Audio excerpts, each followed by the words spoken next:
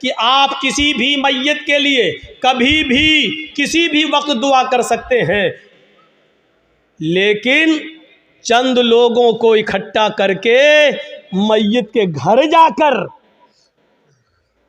उसको सब्र की तलकीन करने के बाद, भोज वोज खाने के बाद या दुआ करने के बाद भोज खिलाया जाता है। मुझे नहीं मालूम आपके यहाँ क्या होता है। और वहाँ घर पे जाने के बाद फिर इमाम साहब दुआ करते हैं और उस घर के सब लोग आमीन आमीन कहते हैं। मेरे भाइयों, बिदात है, बिदात है, बिदात है। इस बुरी रस्म को बंद करिए, इस नौटंकी को बंद कीजिए। मैं इसको नौटंकी कहता हूँ। इस नौटंकी को बंद कीजिए, दुआ आप कीजिए। अरे बीवी, अगर शौहर मर गया है तो बीवी शौहर के लिए दुआ करे, बाप मर गया तो बेटा शौहर अपने बाप के लिए दुआ करे। अरे सदका जारिया सबसे बेहतर यही है कि बेटा अपने बाप को अपनी दुआओं में याद रखे, कुछ दुआएं अपने लिए मांगे, फिर कहे अल्लाह मेरे वालिद को कि कब्र को नूर से भर दे, अल्लाह मेरे वालिद की मग़फ़िरत फरमा, अल्लाह मेरे माँ बाप के गुनाह को की बख्शिश फरमा, अल्लाह उनकी लग़्ज़िशों को माफ़ फरमा दे, अल्लाह तो उनको जन्नतुल फिरदौस में जगह अता फरमा। ये है दुआ। बीवी शौहर के लिए दुआ करे, बेटा बाप के लिए करे, बाप बेटे के लिए करे, भाई बहन के लिए करे, बहन भाई के लिए करे। किसने मना किया है? आप जा रहे हैं कब्रिस्तान, जाइए, रोज जाकर दुआ करिए, कौन मना कर रहा है? हफ्ते में एक दिन जाकर दुआ कीजिए, कौन मना कर रहा है? महीने में एक दिन जाइए और अपने बाप के लिए हाथ उठाकर नहीं, हाथ छोड़कर कब्र पर खड़े होकर कब्र के पास दुआ मांगी, कौन रोकता है? नहीं। लेकिन आप पूरे साल ना जाएं, सिर्फ ईद के दिन ईद की नमाज पढ़ने के बाद कब्र पे जाकर दुआ मांगे और इसको मामूल बना लें, ये गलत है। आप किसी दिन को मुतय्यन करके दुआ करेंगे तो वही चीज़ बिदअत हो जाती है।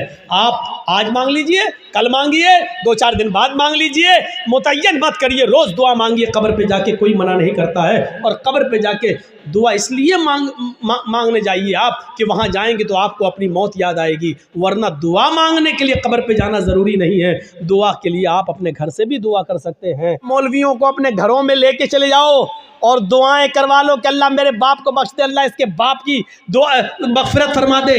अगर आपके बाप के मरने के बाद अगर बाप की विरासत में से बाप की बेटी यानी आपने अपनी बहन को हिस्सा नहीं दिया, बाप की मग़फ़िरत नहीं होगी। याद रखिए, मुल्ला मौलवी दुआ कर करके मर क्यों ना जाएं, बाप की मग़फ़िरत नहीं होगी, चाहे कितनी दुआ करा लो। बाप की विरासत में से बेटी को हक मिलना है, बाप की विरासत में से मिलना है। और चाहे कितना कोई दुआ करे, लेकिन भाई के मरने के बाद बहन दुआ करे कि अल्लाह मेरे भाई को बख्श दे, जब तक भाई के मरने के बाद भाई की विरासत में से बहन को हिस्सा नहीं मिलेगा, दुआ कबूल नहीं होगी और भाई की मग़फ़िरत नहीं होगी। पढ़े बहुत आसान समझ लिया ना। जन्नत जब चाहे अल्लाह जन्नत दे, अल्लाह जन्नत तो मिल नहीं सकती, जन्नतुल फिरदौस दे। मांगते कितनी बड़ी जन्नत है, सबसे आला जन्नत। अभी तो यही पता नहीं कि हमें कोई छोटी से हल्का ज़मीन का जन्नत का एक मामूली सा टुकड़ा भी मिल जाए, हमारे लिए वही काफ़ी है। वो तो जन्नतुल फिरदौस। और हालात ये हैं कि बेटियों का हक मारे हुए हैं, बहनों का हक मारे हुए हैं, बहनों का हक मारे हुए हैं। हालत ये है हमारी। जहेज देकर आप जिम्मेदारी से सबकुदोश नहीं हो जाएंगे, जिम्मेदारी से बच नहीं पाएंगे। आपको हिस्सा देना पड़ेगा, आपको हक देना पड़ेगा। आप बाप हैं, कितना भी जहेज दे दो अपनी बेटी को, लेकिन आपके मरने के बाद आपकी वरासत में उसको हिस्सा मिलेगा, वो महरूम नहीं हो सकती है।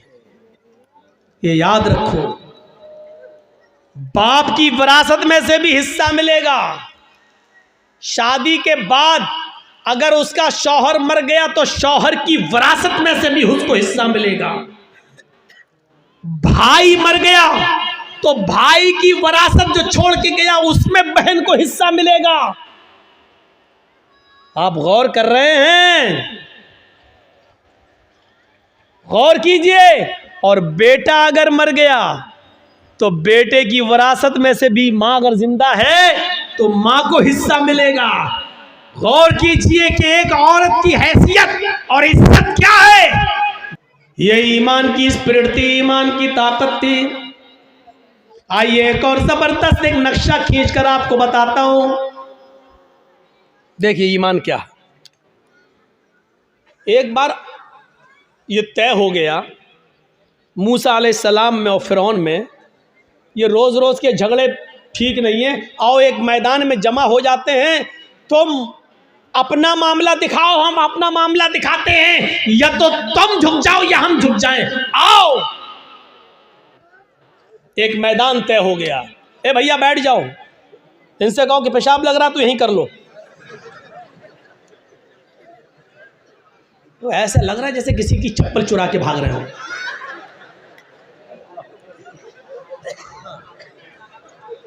बैठिए यार। अब जो वाकया सुनाने जा रहा हूं वो बड़ा जबरदस्त और दिलचस्प वाकया है, उससे बहुत सी चीजें आपको मिलेंगी। ईमान से पहले आदमी का हाल क्या है, लेकिन वहीं पर ईमान की दौलत जब उनको मिल जाए तो उनका हाल क्या होता है। देखिए फिरौन ने अपने जादूगरों से कहा कि चलो आज मूसा को और मूसा की कौम को पस्त करना है, ऐसा करतब दिखाना, ऐसा तिलसम दिखाना, ऐसा जादू दिखाना कि मूसा और मूसा की कौम भाग जाए। शिकस्त होनी चाहिए। जादूगरों को भरोसा था बिल्कुल। चलो एक मैदान में जमा हो गए, मूसा अपने चंद साथियों को लेके आए, फिरौन अपना लाव लश्कर लेकर आया। फिरौन के साथ बड़े माहिर जादूगर थे, ये वाकया सुना होगा, लेकिन आज मुझसे सुनो। फिरौन के साथ बड़े माहिर जादूगर थे। तय होता कि चलो अपना अपना कर्तव्य दिखलाओ। फिरौन ने कहा जादूगरों, अपने जादूगरों से चलो दिखाओ। जादूगर चूंकि ईमान वाले तो थे नहीं, इसलिए सौदेबाजी पर उतर आए और फिरौन से कहने लगे, फिरौन मेरे मालिक, मेरे आका, मेरे रब, मेरे खुदा, ये बता दो अगर हम फिर मूसा पर गालिब आ गए, अगर हम जीत गए, अगर हमने मूसा और उनकी कौम को हरा दिया तो हमारा इनाम क्या होगा। पहले हमारा इनाम तो बता दो, हम ऐसे ही क्यों करतब दिखाएं, हमारा इनाम क्या होगा। फिरौन ने कहा कि दिखाओ अपना करतब, दिखाओ अपना जादू। तो फिरौन के जादूगरों ने जादू दिखाने से पहले क्या कहा। कुरान उन जादूगरों के अल्फाज को रिकॉर्ड करता है। उन जादूगरों ने फिरौन से कहा, इन्ना लना लाजरन इन कुन्ना नहनुल गालिबीन। ठीक है, हम अभी जादू दिखाते हैं, लेकिन आए फिरौन ये बताओ अगर हमने मूसा और मूसा की कौम को हरा दिया और हमारा करतब देखकर, हमारा नाटक देखकर अगर ये सब हार जाओ, भाग जाएं, तो हमारा अज्र क्या होगा। इन्ना लना लाजरन, हमारी मजदूरी क्या होगी, हमारा इनाम क्या होगा। इन कुन्ना नहनुल गालिबीन, अगर हम इनके ऊपर गालिब आ गए तो, अगर हम इनके ऊपर गालिब आ गए तो क्या इनाम होगा। फिरौन ने मुस्कुराते हुए जवाब दिया, इन्नकुम लमिनल मुकर्रबीन, अगर मूसा और मूसा का लश्कर हार गया, शिकस्त फाश दे दी, डर गया और भाग गया, तो तुम लमिनल मुकर्रबीन का तर्जमा मैं, तुम मेरी कैबिनेट में शामिल हो जाओगे, कैबिनेट मिनिस्टर बन जाओगे। सही तर्जमा ये, तुम मेरे बहुत करीब हो जाओगे।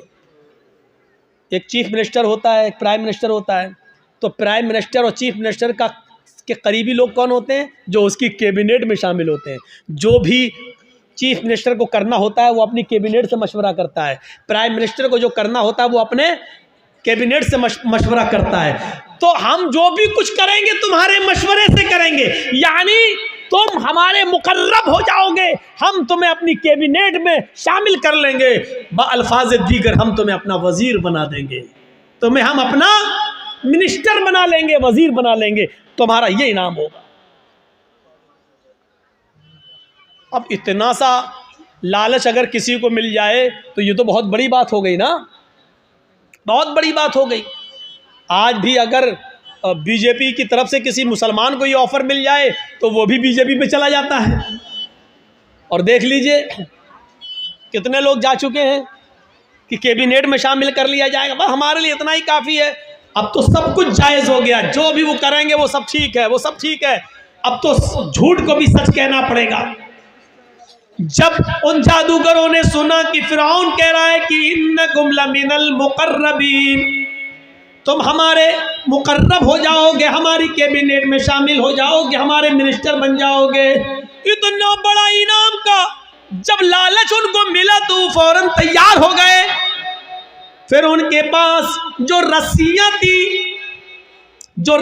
थी उन्होंने उन रस्सियों को फेंका, उन्होंने उन रस्सियों को डाला।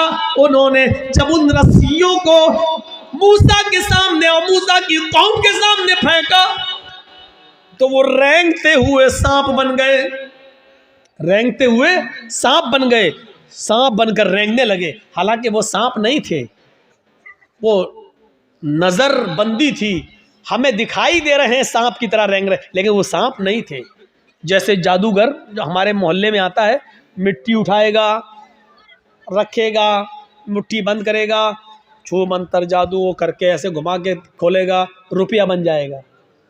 हालांकि वो रुपया नहीं है, वो मिट्टी है, लेकिन हमें रुपया दिख रहा है। अगर जादूगर मिट्टी को रुपया बनाना जानता होता तो अपना जादू खत्म करने के बाद फिर कटोरा लेकर 1-1, 2-2 रुपए की भीख हमसे क्यों मांगता? वो कहता है कि ये कला है, ये मिट्टी को मैंने रुपया बनाया, ये सिर्फ हमारी हाथ की सफाई है, ये तुम्हें रुपया दिख रहा है लेकिन हकीकत में रुपया नहीं है। अगर रुपया होता तो फिर तो हम घर बैठ के ये तमाशा क्यों दिखाते तुम्हें, हम तो घर बैठ के मिट्टी का रुपया बनाते रहते। मूसा और मूसा की कौम को वो रेंगते हुए सांप दिखने लगे तो मूसा अलैहिस्सलाम डरने भी लगे, ऐसे हटने भी लगे। फौरन अल्लाह ताला ने फरमाया, मूसा डरो नहीं, ला तखफ या मूसा, अरे मूसा डरो नहीं, तुम्हारे पास जो लाठी है ना, जो डंडा है, इसको जमीन पर मारो, जमीन पर इस लाठी को मारो। मूसा अलैहिस्सलाम ने वो लाठी जमीन पे मार दी और जैसे ही जमीन पे लाठी मारी वो अजदहा बन गया। अजदहा बहुत बड़ा होता है, वो अजदहा बन गया और उसने अपना मुंह फाड़ा और अंदर को सांस ली, बाहर को नहीं, अंदर को। अंदर को जब उसने अंदर को सांस ली तो वो जितने भी सांप जो रस्सियां बनी हुई थी वो सब उसके मुंह में घुसते चले गए, करके सबको खा गया। यहीं से मूसा फिरौन के जादूगरों की अकल ठिकाने आ गई। वो समझ गए हमने जो दिखाया वो नकली चीज़ थी, मूसा ने जो दिखाया वो ओरिजिनलिटी थी, वो असलियत थी। वो समझ गए कि अब हक के आगे मेरा बातिल नहीं चलेगा। यकदम वहीं से बदल गए, यहीं से चेंज हो गए। मूसा अलैहिस्सलाम ने डंडा जमीन पे मारा, वो अजदहा बन गया, अजदहा उनके सांपों को निकल गया। फिरौन के जादूगर समझ गए कि अब मेरी खैर नहीं, अगर मैंने कुछ और दिखाया तो हमारी आफत, हमारी बर्बादी, क्योंकि हमने जो दिखाया वो जादू था, मूसा ने जो दिखाया वो हकीकत है और जादू कभी हकीकत का मुकाबला नहीं कर सकता। फौरन वही के वही वो सारे जादूगर पलटे और चीख पड़े, आमन्ना बिर्रब्बे मूसा व हारून, हम मूसा और हारून के रब के ऊपर ईमान ले आए। चीखते हुए उन्होंने कहा, अब हमने फिरौन को छोड़ दिया, मैं मूसा और हारून के रब पर ईमान ले आया। उन्होंने ये नहीं कहा कि मैं अल्लाह पर ईमान लाया। जादूगरों ने क्या कहा, बिरब्बे मूसा व हारून, हारून और मूसा के रब पर ईमान लाया। अगर वो ये कहते हैं कि मैं तो अल्लाह पर ईमान लाया, तो लोगों का अल्लाह और लोगों का खुदा तो वही बना हुआ था फिरौन, इसलिए मूसा और हारून का रब नहीं था। मूसा और हारून अलैहिस्सलाम ने कभी फिरौन को अपना रब नहीं माना, मूसा और हारून ने अपना रब अल्लाह को माना था। इसलिए क्या कहा, आमन्ना बिरब्बि मूसा व हारून, मैं हारून और मूसा के रब पर ईमान ले आया, यानी मैं अल्लाह पर ईमान लाया। फिरौन तो शजदर रह गया, लाया था मूसा और उनको हराने के लिए, और ये तो हम ही हार गए। ये सारे जादूगर पलट गए, ये सारे जादूगर उधर चले गए। अभी देखिए, जब तक जादू दिखा रहे थे तब तक वो काफिर थे, लेकिन जब मूसा ने अपना हुनर दिखलाया, मौजिज़ा दिखलाया, तो वो ईमान ले आए। अब ईमान लाने के बाद ताकत देखिए उनके अंदर वही मौजूद है, अभी हटे नहीं, अभी अपने घर नहीं गए। अब जब ईमान ले आए, जब कह दिया आमन्ना बिरब्बि मूसा व हारून, जब कह दिया कि हारून और मूसा के रब पर ईमान लाए, तब उनके ईमान लाने के बाद उनके अंदर ताकत क्या आई, वो दिखाना चाहता हूँ। एक मोमिन के अंदर ईमान जब आ जाए तो उसकी ताकत क्या होती है, वो चीज़ समझ लीजिए। जब वो ईमान लाए तो फिरौन ने कहा, ये क्या किया तुमने? तो उन्होंने जवाब दिया कि अल्लाह की तरफ से हक आ जाने के बाद और अपनी आंखों से हक देखने के बाद भी मैं तुम्हारी गुलामी करूं और तुमको अपना रब मानूं, तो हमसे बड़ा बदनसीब कोई नहीं होगा, हमसे बड़ा फिर पागल कोई नहीं होगा।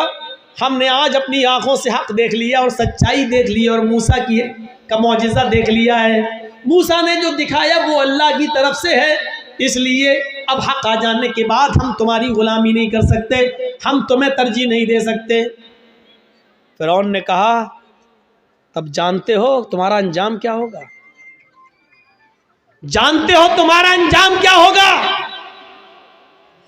उन्होंने कहा, ए फिरौन, फिर हमारे अंजाम को भी बता दो कि क्या अंजाम होगा हमारा। फिरौन ने कहा, लअक़त्तिअन्ना अयदियकुम व अर्जुलकुम मिन खिलाफ थुम्मा लअसल्लिबन्नकुम अजमईन।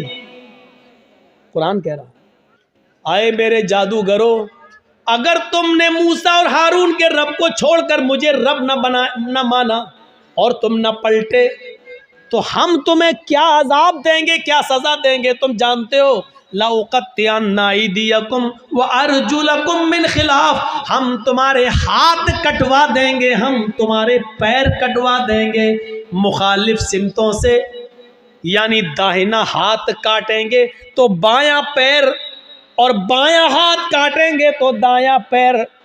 अगर हमने दायां हाथ काटा तो बायां पैर कटवाएंगे, और किसी का अगर हमने बायां हाथ काटा तो उसका दायां पैर कटवा देंगे। लअक़त्तिअन्ना अयदियकुम व अर्जुलकुम, अरबी से वाकिफ होंगे तो आप समझ जाएंगे, लेकिन अरबी से वाकिफ नहीं है, अल्फाज की ज़्यादती माना की ज़्यादती पर दलालत करती है। अरबी ज़बान में क़ता यक़ताओ के माना होते हैं काटना, ये इसको कहा जाएगा क़ता, काटना, लेकिन इधर से काटा, इधर से काटा, इधर से काटा, ये काटा, ये काटा, इसको कहा जाता है क़त्ता युक़त्तिउ तक़ती, टुकड़े टुकड़े करना। फिरौन ने ये नहीं कहा था कि हम तुम्हारे हाथ और पैर काट देंगे, फिरौन ने कहा लअक़त्तिअन्ना अयदियकुम व अर्जुलकुम, हम तुम्हारे हाथ के टुकड़े टुकड़े करवा देंगे, हम तुम्हारे पैर के टुकड़े टुकड़े करवा देंगे, हमारी ज़बान में कीमा कीमा कर देंगे, बोटी बोटी कर देंगे मुखालिफ सिमतों से। यानी पहले अंगूठा काटेंगे, फिर पंजा काटेंगे, फिर पिंडली काटेंगे, टखना काटेंगे, पिंडली काटेंगे, घुटना काटेंगे, रान काटेंगे, कमर काटेंगे। अगर मैंने तुम्हारा दाहिना पैर काटा तो ऐसे ही बायां हाथ काटेंगे, पहले उंगली काटेंगे, पोर काटेंगे, कलाई काटेंगे, गट्टा काटेंगे, हाथ की ये कलाई, फिर ये कोहनी और फिर कंधा, यानी हम टुकड़े टुकड़े कर देंगे। कितनी दर्दनाक सजा, जिंदा आदमी को एक एक हिस्सा काटा जाए। लअक़त्तिअन्ना अयदियकुम व अर्जुलकुम मिन खिलाफ, हम पहले ऐसा करेंगे और ऐसा करने के बाद भी अगर तुम न माने तुम लअसल्लिबन्नकुम अजमईन, तो फांसी का फंदा लगा के फिर हम तुम्हें सूली पे चढ़ा देंगे। अब दो चीज़ें समझ लो, इतनी बड़ी सज़ा सुनने के बाद इनका जवाब क्या था। जब काफिर थे, ईमान नहीं लाए थे, फिरौन के साथ आए थे, तब इनकी डिमांड क्या थी, तब इनकी डिमांड क्या थी, इन्ना लना लअजरन, अगर हमने अपना जादू दिखाया और मूसा को हरा दिया तो आप हमें इनाम क्या देंगे। अभी इनाम मांग रहे थे, सोना चांदी दौलत मांग रहे थे, लेकिन ईमान लाने के बाद जब इतनी बड़ी सज़ा सुनी तो उसके बाद उनका जवाब क्या था। यह है ईमान की ताकत। उनका जवाब यह था, फ़क़ज़ी मा अंत क़ाज़िन, फ़क़ज़ी मा अंत क़ाज़िन इन्नमा तक़ज़ी हाज़िहिल हयात दुनिया, आए फिरौन तुझे जो करना हो कर। फ़क़ज़ी मा अंत क़ाज़िन, आए फिरौन तुझे जो करना हो मेरे साथ, मेरी बॉडी के साथ, मेरे जिस्म के साथ, मेरे पैरों के साथ, मेरे हाथ के साथ, मेरे जिस्म के साथ जो कुछ भी तू कर सकता है कर ले। इन्नमा तक़ज़ी हाज़िल हयात दुनिया, तू सिर्फ मुझे दुनिया में सज़ा दे सकता है, सिर्फ दुनिया में मुझे परेशान कर सकता है, सिर्फ दुनिया में तू मेरे ऊपर हुकूमत चला सकता है, सिर्फ दुनिया में तू मुझे सज़ा दे सकता है, आखिरत में तू हमें सज़ा नहीं दे सकता है, आखिरत का तू हमारे मालिक नहीं है। जो अभी इनाम मांग रहे थे, ईमान लाने के बाद वो कह रहे हैं जो करना हो कर ले, लेकिन अब हम मूसा और हारून के रब को छोड़ने वाले नहीं हैं। ये है ईमान, ये है ईमान। यहाँ तो हमारा ईमान का बड़ा हाल है, अगर दो चार आदमी हमें पकड़ के बांध दो कर जय श्री राम, तो हम कह भी देंगे अपनी जान बचाने के लिए जय श्री राम। वो एक अलग मसला है कि ऐसे मौके पर नारा लगाना चाहिए या कोई मजबूर करे तो जय श्री राम कह सकते हैं कि नहीं कह सकते, वो एक अलग मसला है। उस मसले में जाएंगे तो रात बीतेगी, क्योंकि फिर दलीलें देना पड़ेंगी और सबूत देना पड़ेंगे। उस तरफ अभी हम नहीं जाना चाहते हैं मेरे भाइयों, ये एक अलग मसला है। लेकिन ज़रा सोचो कि आज हमारा ईमान क्या है और उनका ईमान क्या था। जो अभी इनाम मांग रहे थे वो अब कह रहे हैं कि सज़ा भी दे दो, लेकिन हम अब ईमान से फिरने वाले नहीं है। ये होता है ईमान।